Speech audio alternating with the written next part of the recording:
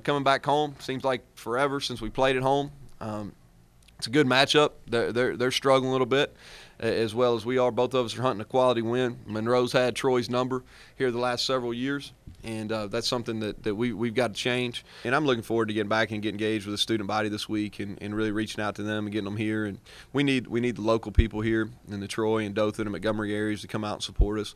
The one thing is you're going to see an exciting game. All our games, especially at home, have come down to the last drive. Every game that we've played in the leagues come down to the last possession, with the exception of New Mexico State. So you're going to see a competitive game. I'm very excited.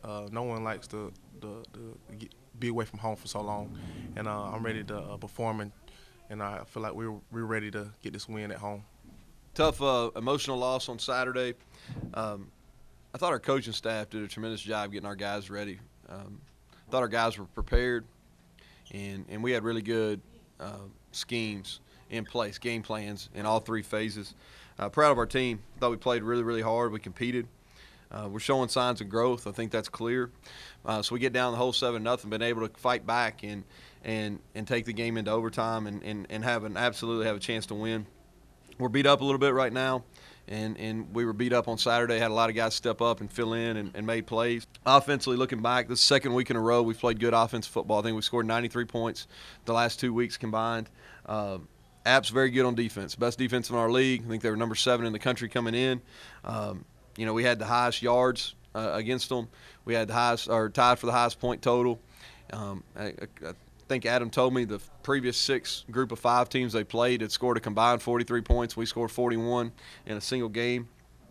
So we played with really good tempo, had 88 plays, 25 first downs, 0 offensive penalties. I've just been playing loose and letting the game come to me, really.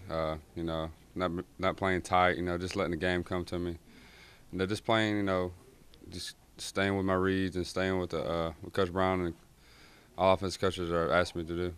Defensively, I thought we did a good job holding App below their season average. They're really good rushing football, and they ran the ball on us more than we would liked, but we did a better job than most teams have against them. Thought we had some guys step up: Jamal Statham, Seth Callaway, Sam Levy. We were without Tyler Roberts, who's the heart and soul of our defense, our best player, been our most productive player on our whole football team.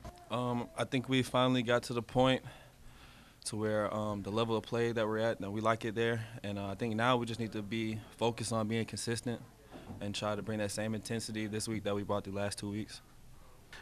Overall, disappointed in the outcome, but felt like we had a great shot. I felt like that all week. I thought our guys, I could see them. I could see us growing as a football team, and thought we had a good chance. Encouraged by our improvement the last 2 weeks. I think when you only won 2 games, you're not going to get a whole lot of credit for talking about bowl eligibility. Now, it's in the back of their kids' mind without question. I think what we've got to do is, and I think this has been a kind of a turn in our season and even though we lost Saturday, we played well. Okay, we played a quality opponent and played them well, and then we played a good football game at New Mexico State. And I think, and I talked to you all about it that Monday after Idaho, is not being outcome-oriented, being process-oriented, and use my word stacking. That's why I laugh, because the guys give me a hard time about using the word stacking all the time. But I think just being, what's next. We talk about a next play attitude, and us focusing on what's next. No, it's in the back of our heads, of course. I mean, there's still an opportunity, still a shot, that long shot, whatever. It's something to think about when you're sitting in the locker room or watching film or something in the back of your head. But, it's nothing to put focus on. That's still so far away. I mean, all we can do now is just look forward to ULM this coming weekend. We've been in every Sunbelt game. We had a chance to win every one of them. So we have a lot of confidence going in and, hanging with, probably obviously the best Sunbelt team out there in 3 overtime. So we have a lot of confidence that we can beat anybody left on our schedule. Offensively, they're going to present a unique challenge for us. We haven't really played a team, maybe other than Idaho, that's a pass-first unit, and they're going to be a pass-first team.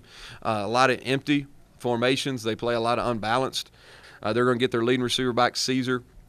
I may not pronounce that right, but he played earlier in the year, was their leading receiver, averaged about 90 yards per game. And then they've got a kid named Holly that's leading the team in receptions, is a good player. And their quarterback, Smith, is a guy that makes a lot of plays with his feet. Defensively, they played good defense there for a long time. They play a unique style.